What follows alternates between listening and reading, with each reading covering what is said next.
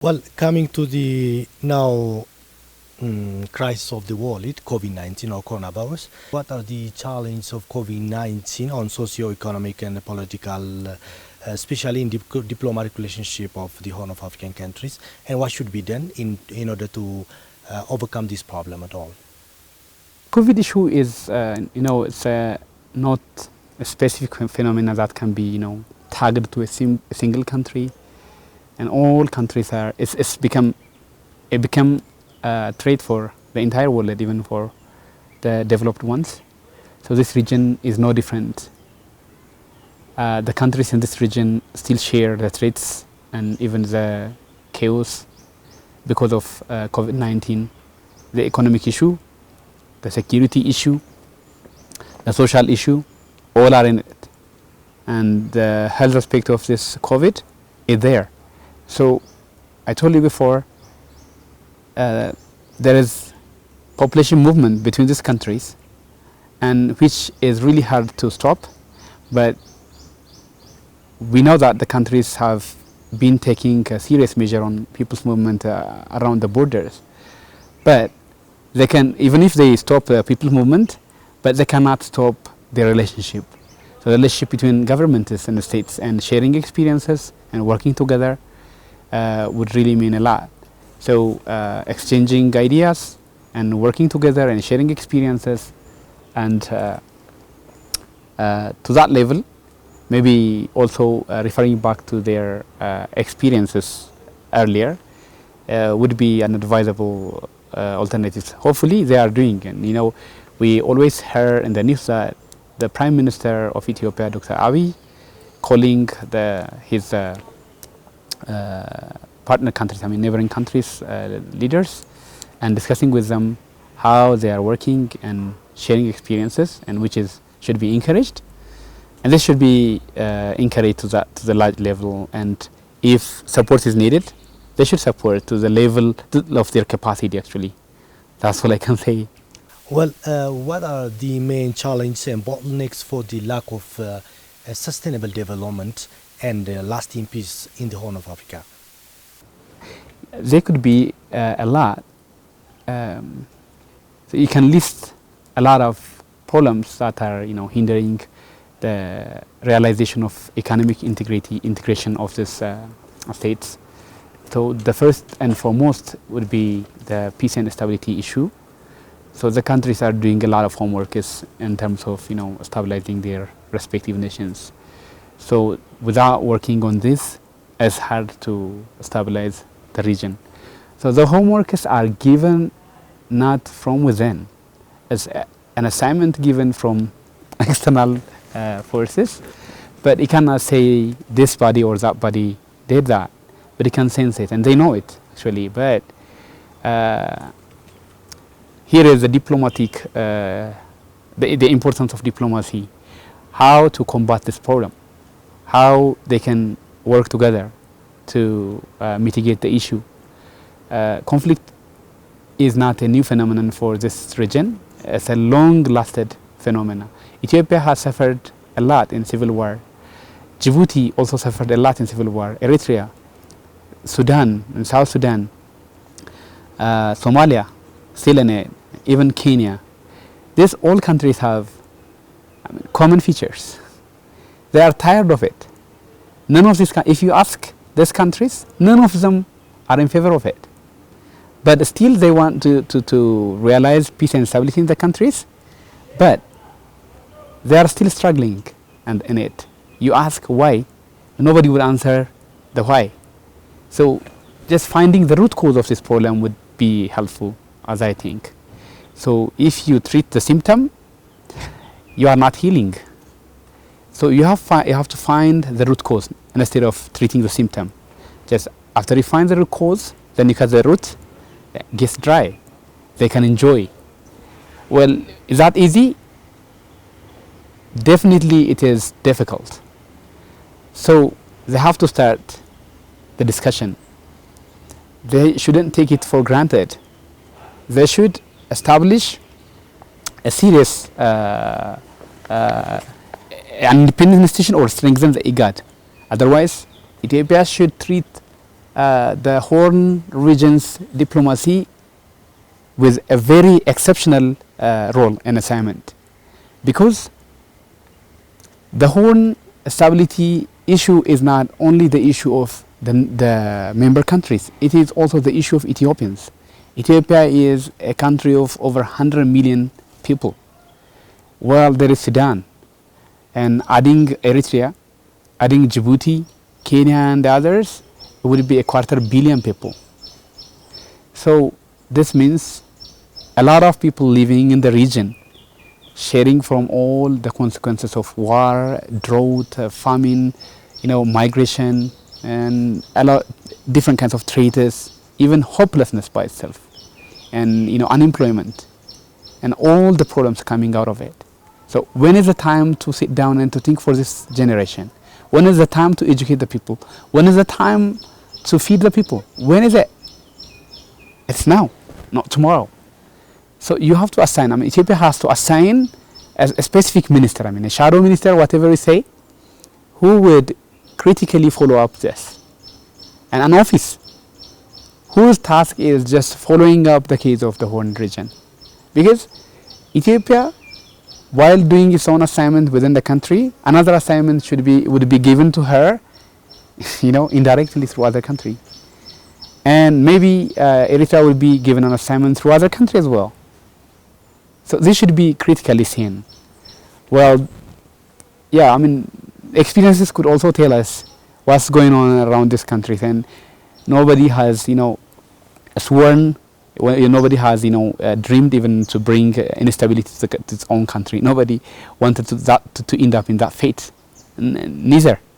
I can't say anyone. Even Somalians have been struggling to establish a very strong state whose citizens can enjoy, the prosperity of the country, and education everywhere, and health system everywhere, and a very developed country. This is the dream of every Somalian, if you ask, and if you ask every Ethiopian. And I would say as a citizen, that's my dream. But where is the commitment from the governments as well? What is the commitment of Ethiopian government, and specifically, what is the commitment of Kenyan government specifically? So if Ethiopia alone prosper within the region, would that be the end goal of Ethiopia? Should never be. The prosperity of Ethiopia shouldn't be done only by Ethiopian government. That should be a shared, a shared thing among the region. So collaboration among the states should be a priority. For me, and instead of sending an ambassador to, a strong ambassador to,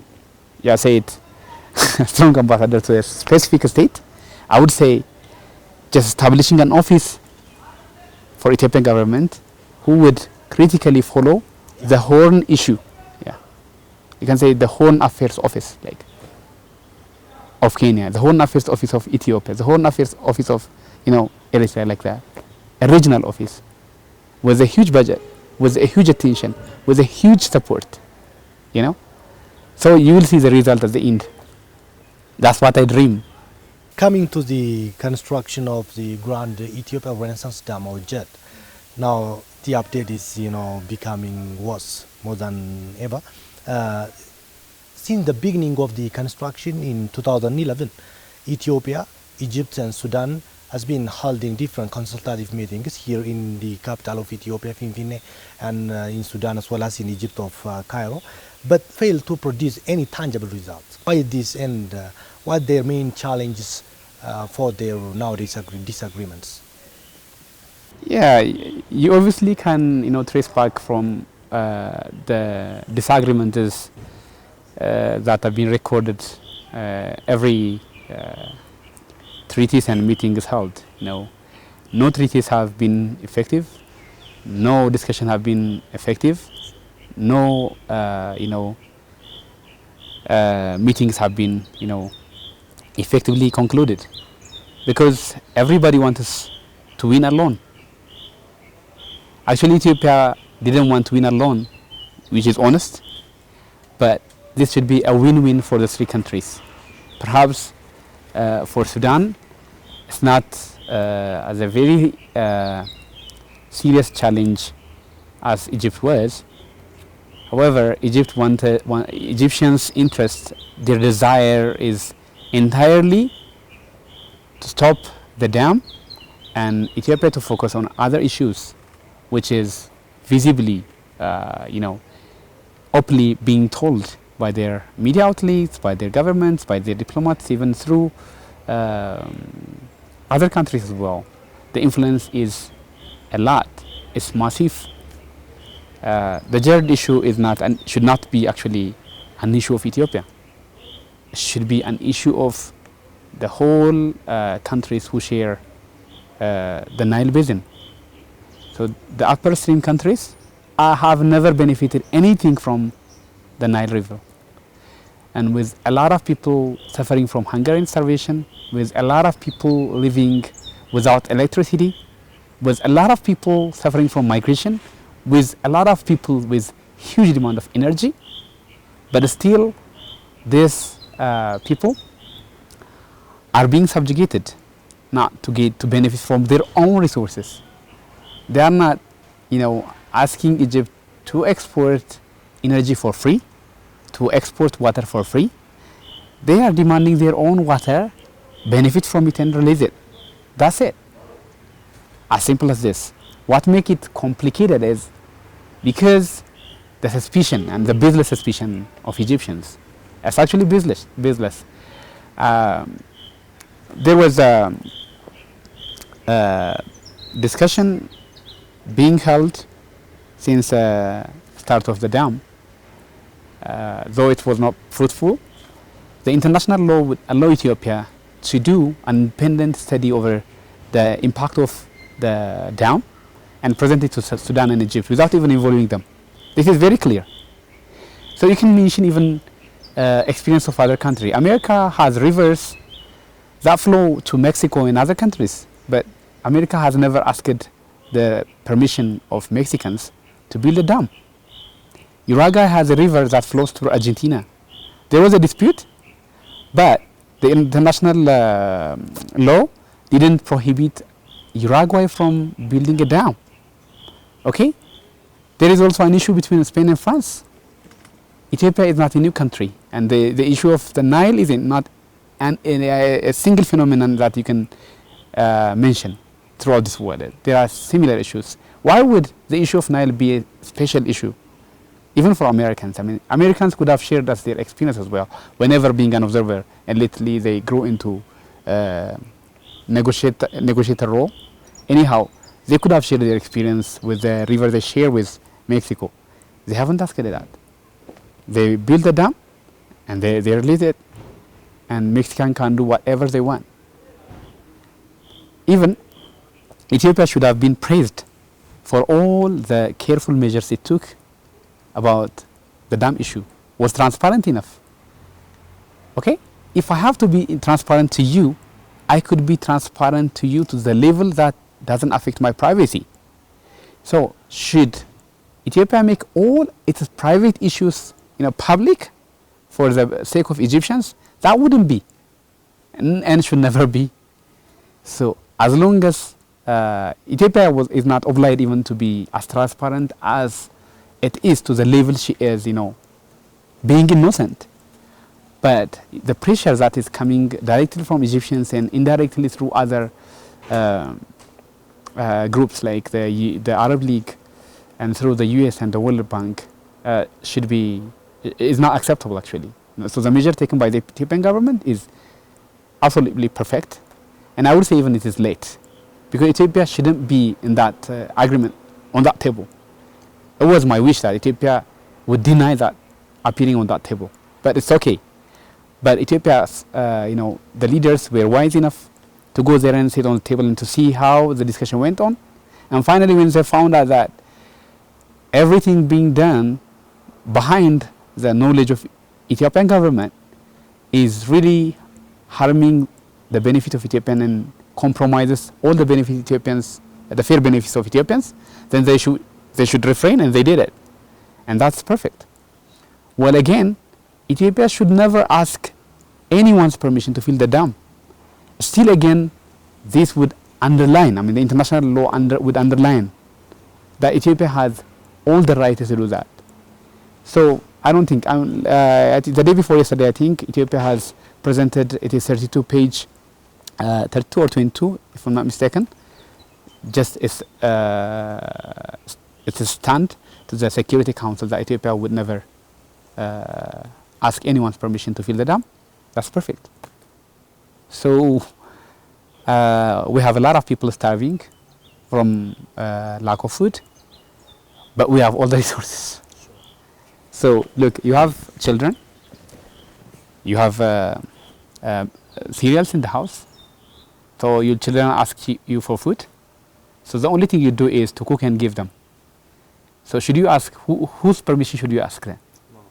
Should you ask your neighbors permission, or should you ask your neighbor's neighbor to allow you to cook and feed your children?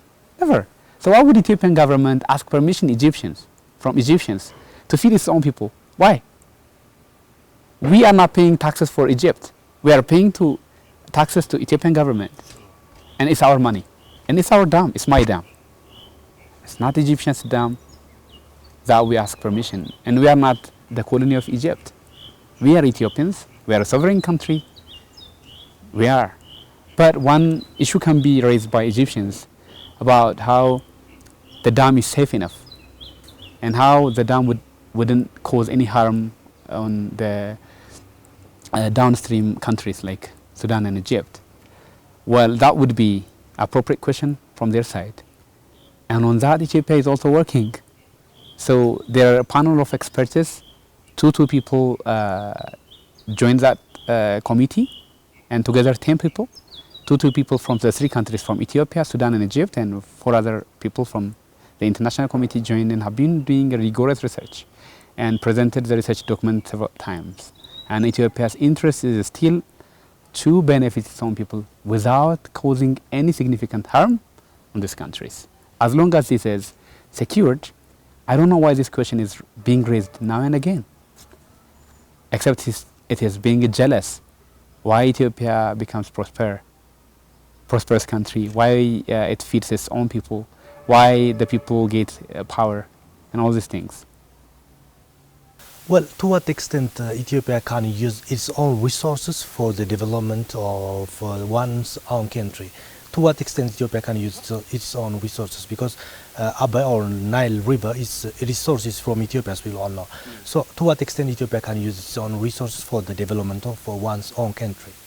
Well, this is very obviously known across the world. I mean, the international law wouldn't allow Ethiopia to never release the water. Any country can use its own resources, and after using that the water resource, and that country should release it.